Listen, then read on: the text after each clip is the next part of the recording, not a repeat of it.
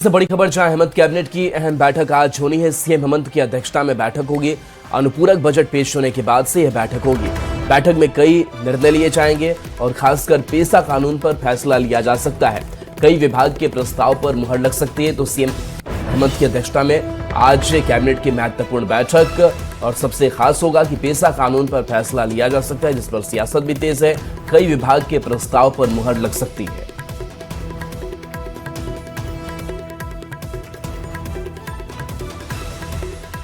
चलिए अब आपको ये बताते हैं कि पेसा अधिनियम का क्या उद्देश्य है।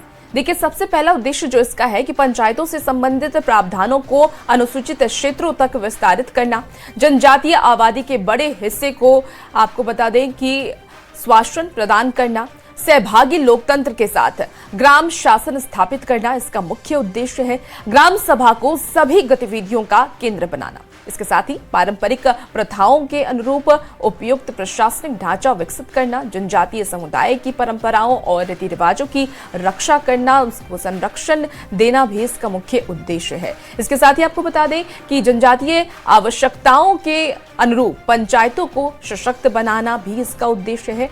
ग्राम सभा की पंचायतों की शक्तियों और अधिकारों को ग्रहण करने से इसको रोकना भी इसका मुख्य उद्देश्य है। इसके साथ ही अब आपको बता दें कि अब अगर पेशा अधिनियम 1996 के महत्व की को हम जान लें तो क्या क्या इसमें था।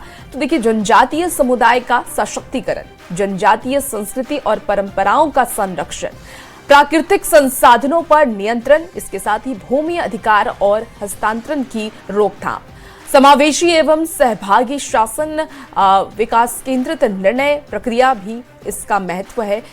आपको बता दें कि पारंपरिक संस्थाओं को कानूनी मान्यता देना, ऐतिहासिक न्यायों का समाधान करना, सतत विकास और आदिवासियों के लिए लाभ सुनिश्चित करना इसका मुख्य उद्देश्य है। बिल्कुल। और झारखंड विधानसभा के शीतकालीन सत्र का आज दूसरा दिन सदन में अनुपूरक बजट रखा जाएगा। 4500 करोड़ का अनुपूरक बजट पेश होने की संभावना है, जिसको लेकर बीजेपी ने राज्य सरकार से अनुपूरक बजट पर निशाना साधते हुए राज्य सरकार मूल बजट का पैसा खर्च नहीं कर पा रही है। ये रिपोर्ट आपको दिखाते हैं। झारखंड विधानसभा का शीतकालीन सत्र, सदन में हंगामे के आसार, अनुपूरक बजट पर सवाल क्यों? 4500 करोड़ का अनुपूरक बजट। जी हां, झारखंड में इस मुद्दे को लेकर सियासी पारा हाई हो गया है। बीजेपी हेमंत सरकार पर हमलावर है और आरोप लगा रही है कि राज्य सरकार मूल बजट का पैसा खर्च नहीं कर पा रही है, जिस पर कांग्रेस ने भी अपनी राय रखी है।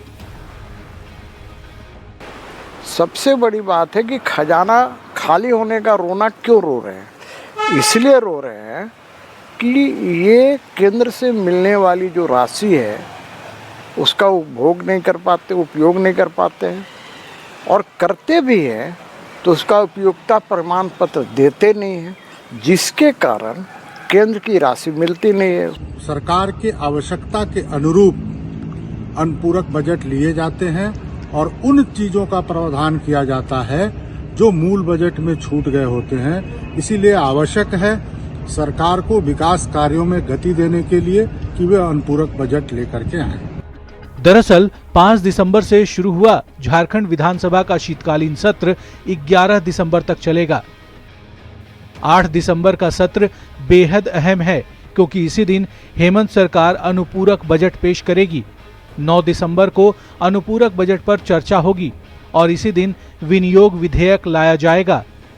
10 दिसंबर को प्रश्नकाल के अलावा राजकीय विधेयक आएगा। चर्चा के बाद पारित होगा राजकीय विधेयक। शीतकालीन सत्र के दौरान सदन के अंदर और बाहर सरकार को घेरने के लिए विपक्ष तैयार है। हेमंत सरकार के 1 साल पूरे होने पर उसके कामकाज, जनता से किए चुनावी वादे, युवाओं को रोजगार देने के वादे समेत कई मुद्दे शामिल होंगे। मुद्दे ही मुद्दे हैं, इतने तरह के मुद्दे हैं कि उसके लिए सत्र का ये दिन ही कम पड़ जा रहा है। और सत्र सरकार जानबूझकर कम रखती है ताकि मुद्दे उठे नहीं, और सरकार भी जवाब देने में कोताही करती है, जवाब नहीं देती है। कुल मिलाकर ये कहना गलत नहीं होगा कि ये बस झांकी है, असली हंगामा तो अभी बाकी है। जिसके लिए सत्ता और विपक्ष दोनों ने कमर कस ली है। न्यूज़ 18 के लिए रांची से संवाददाता संजय सिन्हा की रिपोर्ट।